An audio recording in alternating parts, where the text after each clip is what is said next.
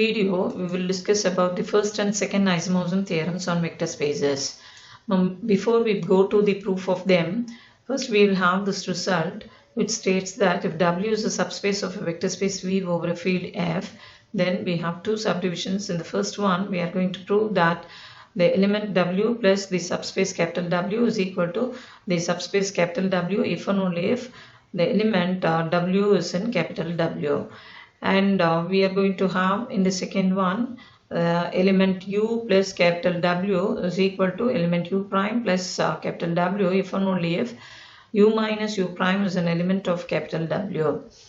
Now to prove the first subdivision, first we'll assume that W plus capital W is equal to capital W. Then any element here we can equate. So we have W plus W prime to be equal to W double prime, where W prime and W double prime are in capital W. So this in turn implies this, and as W is a subspace of V, this W belongs to capital W. And for the converse part of the first one, we shall take W, small w in capital W, and x belonging to W plus capital W. Then any x in this can be written as small w plus y, where y is a member of capital W. Now W is a subspace of V, so we have automatically this to be a member of W. So from this we conclude that W plus W, capital W, is contained in the subspace capital W. We shall name this as equation 1. Then the same W, small w, when we consider, we can rewrite that as W plus 0, where 0 is an obvious member of W, capital W, as the capital W is a subspace of V. So this in turn implies that W is obviously contained in the small w plus capital W. If we name it as 2, then from the statements 1 and 2, we conclude that capital W is equal to small w plus capital W. Now we make use of this to prove the second one. We'll assume that small u plus capital W to be equal to U prime plus capital W. Then we can have as elements small u plus small w is equal to small u plus W prime. And this in turn gives U minus U prime to be equal to W prime minus W. And these two being members of W, and W is a subspace, we have this. So U minus U prime belongs to W. Now for the converse part, we shall assume that U minus U prime to belong to capital W. Then we can write U minus U prime as some small w in capital W. So that in turn implies that U is equal to U prime plus small w. Now if you consider U plus capital W, replacing this U by U prime plus W, small w, we have this step, and this W being a member of capital W, by the first part of this result, we conclude that the right side is U prime plus W, and that proves the second subdivision.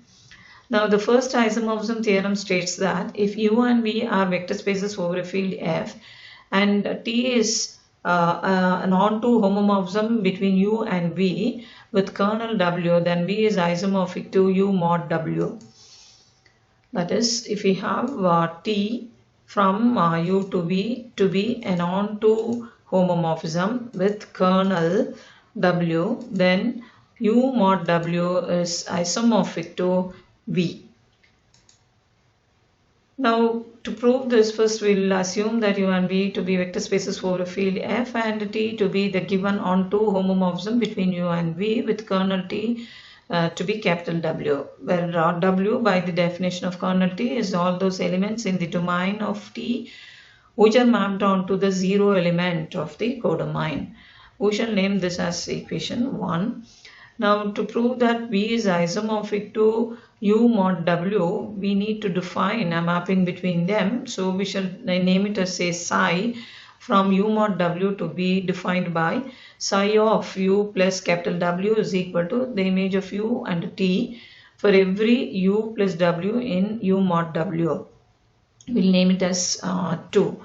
Then we prove that the psi being defined by us is well defined. This rule is well defined, one-to-one, onto, and homomorphism.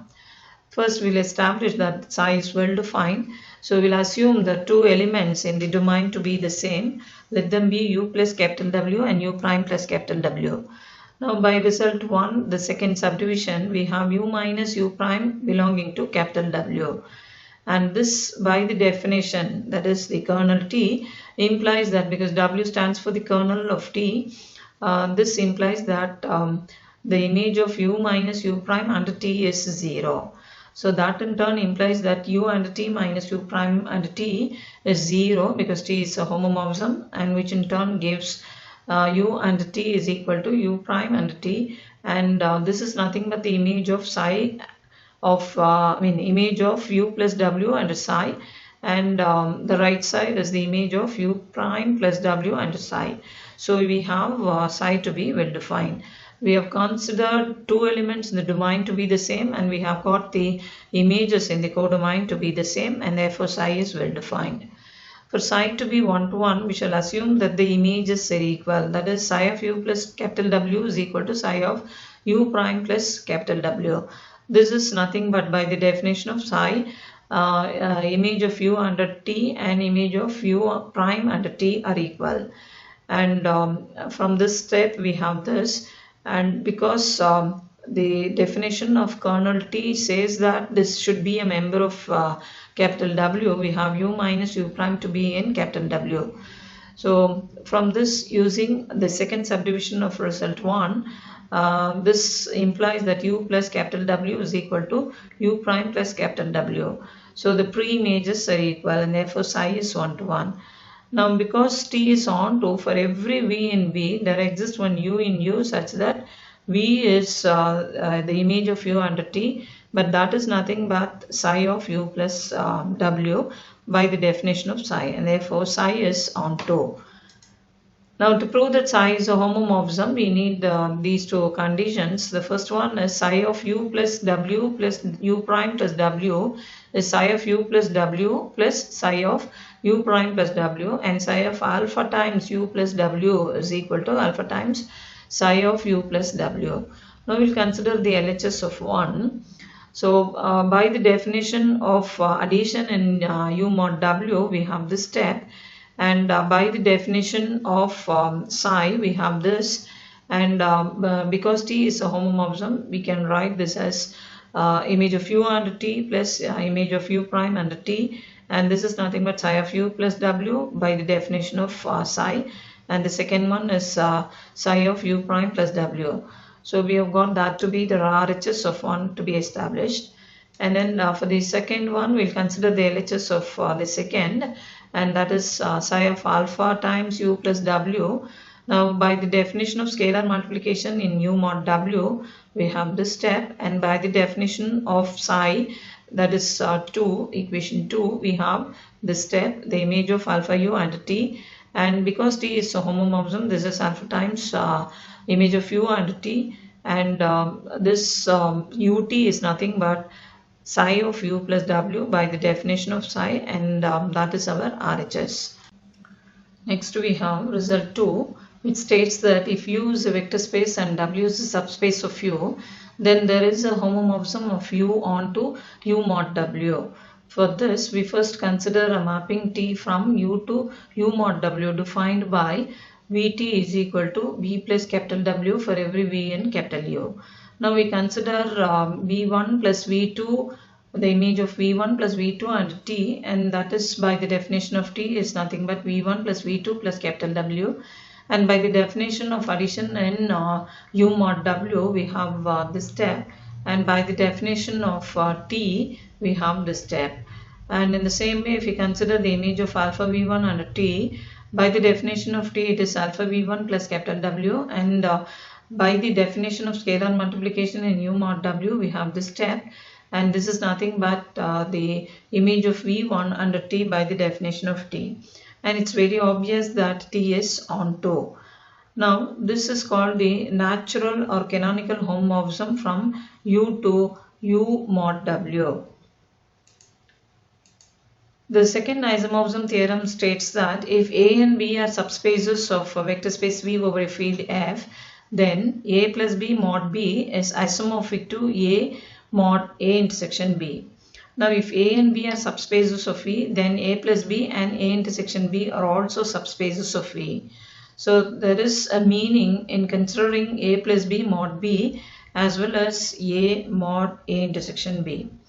Now to prove the result, or rather the second isomorphism theorem, we are going to consider a mapping, say psi, between A and A plus B mod B, and we will prove that this psi is well defined onto and homomorphism with kernel A intersection B. So let us define a psi from A to A plus B mod B by psi of A is equal to A plus capital B for every A in A. Then we have psi to be well defined onto and homomorphism with kernel A intersection B. To prove that psi is well defined, we consider two elements in the domain to be the same, say A and A prime to be equal. Then it's very obvious that A plus capital B is equal to A prime plus capital B, and this in turn implies by the definition of psi that psi of A equals psi of A prime. And by the definition of psi, it's very obvious that psi is onto, and psi is a homomorphism. That is, we prove that psi of A plus A prime is psi of A plus psi of A prime, and psi of alpha A is alpha times psi of A. Now the first LHS of 1 we consider. By the definition of psi we have this step, and by the definition of addition in any quotient space we have this, and this is nothing but psi of A plus psi of A prime, and that's our RHS of the first subdivision. And similarly we can have the second one, LHS of 2 second subdivision. When we consider it's psi of alpha A, by the definition of psi it is alpha A plus B, and that is by the definition of scalar multiplication in any quotient space we have alpha into A plus capital B, and this is alpha into psi of A, and that is RHS of the second subdivision. Now kernel psi, by the definition of kernel psi we have all those elements in the domain of psi, namely A, small a in capital A, such that they are mapped onto the identity element of the codomain. The identity element of the codomain is B. So we have a set of all A in capital A such that A plus capital B is equal to capital B. This is by the definition of psi.